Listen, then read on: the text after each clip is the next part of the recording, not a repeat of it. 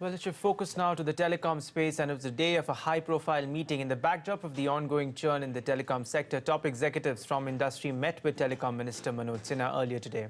The list including Bharti Airtel Sunil Bharti Mittal, Idea's Himanshu Kapania, Ishrat Hussain, Director Tata Teleservices, also attended the meeting. And prior to that meeting, Reliance Communication Chairman Anil Ambani also met with the Telecom Minister. Ashmit joins in. He's been tracking that meeting for us. Ashmit, so of course this meeting is taking place amidst, the telecom sector staring at a lot of debt on their books. But has any assurance been given by the minister that corrective action would be taken once the IMG report is ready?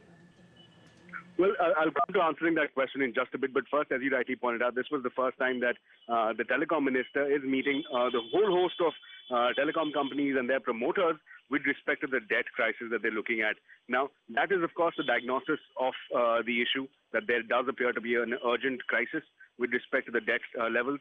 And there were various measures, there were various remedial measures that were suggested by these telcos, measures ranging from cutting down of the SUC, bringing the use of down, and then finally phasing it out. There was a suggestion made for the GST to subsume the license fee, and if that is not possible, to bring the GST levels down from 18 to 5%.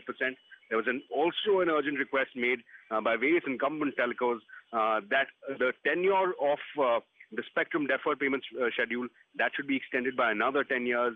There is a whole host of debate as far as IUC levels are also concerned.